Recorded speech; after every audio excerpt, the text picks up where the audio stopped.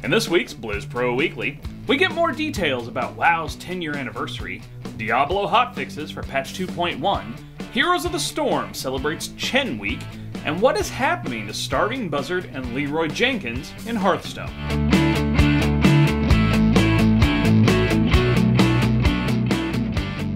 Hey guys, welcome to the newest episode of Blizz Pro Weekly. As always, I am your host, The Beard, Chris Arnone. Got some technical difficulties this week, so the teleprompter is up there. So if you see me kind of, it's not a nervous tick or anything. It's just a little having to work around. Hopefully get those things straightened out next week. Now let's talk a little World of Warcraft. Here's the beef. So Blizzard has released details for the 10-year anniversary events that are coming up in World of Warcraft.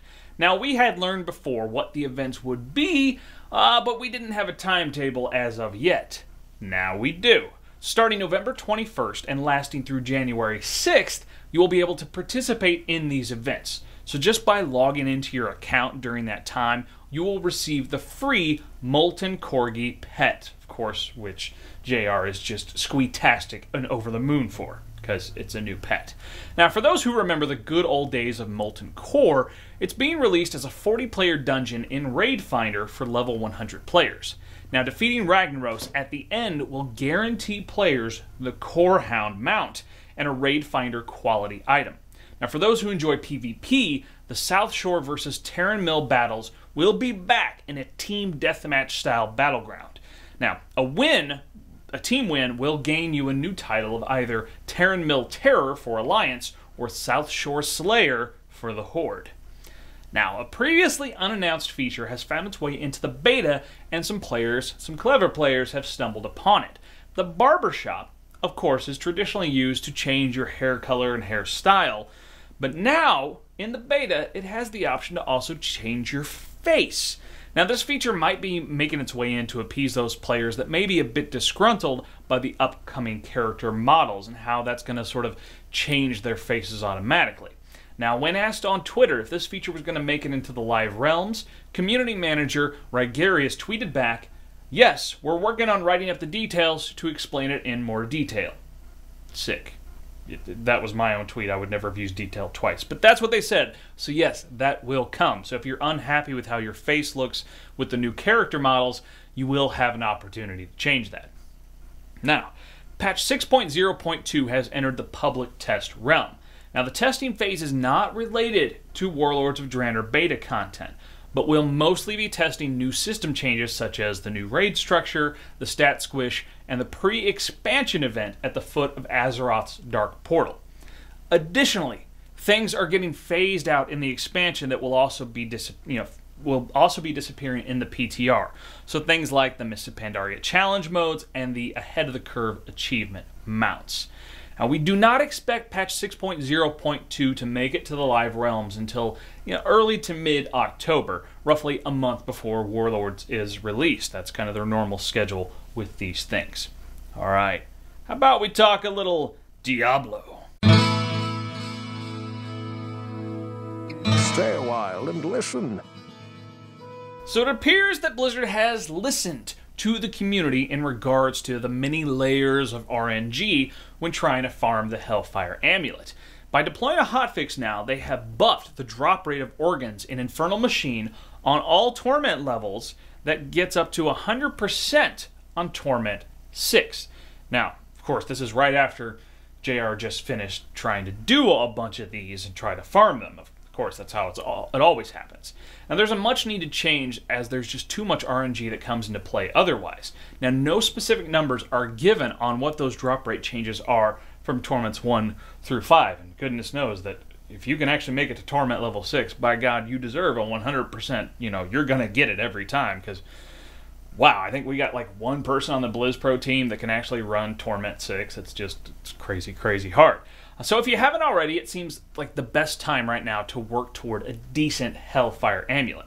Now, if you're not sure what the Infernal Machine is, I'm kind of surprised you're watching this show, but let's get into it a little bit. Anyway, maybe you're a fan of the other things and you don't know Diablo as well. This is awesome, okay? It's a craftable item that you get from your blacksmith that lets you open portals to a series of different boss fights. In order to be able to craft it, you have to go farm 4 different keys from 4 different key wardens in Acts 1 through 4. Now, farming the organs from each infernal machine will allow you to craft the Hellfire Amulet or Hellfire Ring, which are just really powerful items to use, especially because once you craft them, you can give them to any character, even level 1. So you can craft a thing in a badass Torment level character, and then toss it down to a level 1 that's starting from scratch with a big helpful boost at the beginning. So pretty cool stuff. Now, if you want to know more about the Infernal Machine, check out diablo.blizzpro.com, as our editor Danny Ray recently posted a really cool guide about the whole thing. All right, we got a little bit to talk about with Heroes of the Storm now.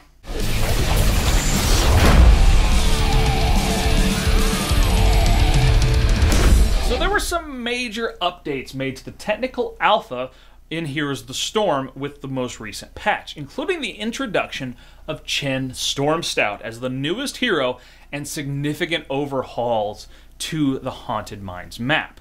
Now, the changes to the Haunted Mines map have been, like I said, significant. The underground mines have been reduced dramatically in size and have layout changes which allow the mines to be cleared a lot faster. There are now 35 skeletons, which each drop 2 skulls apiece, and the golem now only drops 30. Now, the mercenary camps have also been reduced from 3 to 3 from 5, and they'll now attack the lane opposite of the grave golem. Now, Chen is going to play really similarly to how, those of you who use the Pandaren Brewmaster hero from Warcraft 3, pretty similar right there.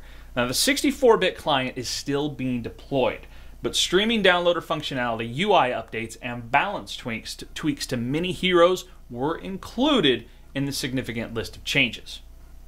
Now, in celebration of the new patch and the hero, the team has been celebrating Chen Week and has released a new teaser trailer showcasing the Pandaren Brewmaster. Now, if you want to see the trailer along with the patch notes of the new release, just check it out in the show notes below. All right, let's finish up with some Hearthstone. Pull up a chair by the hearth. So earlier this week, some players were noticing some little bugs and weirdness happening in Hearthstone. When you drew Starving Buzzards or Leroy Jenkins, their mana costs were showing up in red with a cost of 5 mana for both cards instead of 2 for Starving Buzzards and 4 for Leroy. Now, the last time this happened was shortly before the Unleash the Hounds nerf, where it seemed like the server-side data was updated with new values and released, but the client-side data didn't have those changes.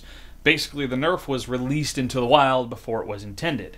Well, that's exactly what is happening. That's what we speculated was happening, and that's what happened. The next day, community manager Zariah posted that Starving Buzzard will go from a 2/1 creature for 2 mana, draws a card for each beast you play, to a 3/2 creature for 5 mana, with the same power. So this effectively makes the Starving Buzzards Unleash the Hounds combo cost 8 mana instead of 5. And now you're only going to be able to play really 1 Unleash instead of 2 in a turn unless you save the ring for a really long time.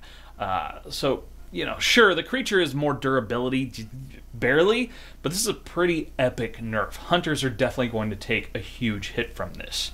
Now, a little lesser nerf there is Leroy Jenkins. Leroy Jenkins can be a pain in the ass. He's a really good legendary creature, and he's especially effective in those Miracle Rogue and Handlock decks. And the way he works in those, it's like it can make it feel sometimes like you've been doing well and you're doing, you're controlling the board, and then all of a sudden you take 20 points of damage in a turn. It's like that rogue deck was just staving you off until they could just finish you off in one wallop. And of course, Blizzard felt this was a little not fun if you're on the receiving end of it, and it kind of takes away from what the game is supposed to be about. So they bumped it just from 4 to 5. Everything else about him is going to stay the same. Now, these nerfs are going to go into effect September 22nd and will be the last balance changes Blizzard will make in Hearthstone until after the upcoming World Championship tournament at BlizzCon. We want to know your thoughts on these nerfs, especially that Starving Buzzards one. Do you think this is good, it's great, it's going to help the game, or do you think it's a bit too heavy-handed jumping from a 2 cost to a 5 cost? Let us know in the comments below. Well, that does it for our video this week. Please subscribe to us right here on YouTube, iTunes, both of them, that's awesome too. Me, I'm all over the internet. Twitter, Facebook, Tumblr. You want to check out the Bearded Booktube, my official channel. I talk about all things book and nerdish. I'm a Goodreads author, and of course my book is available on Amazon. Also making good progress on the sequel to that book. So, you want to make sure you read the first one so you're ready for the second one, right? Yes. If you have any questions, email us at askthebeard@blizzpro.com. And of course, check out blizzpro.com. All the news, reviews, information, everything you need to know about Blizzard Entertainment games. Stay beardy, my friends.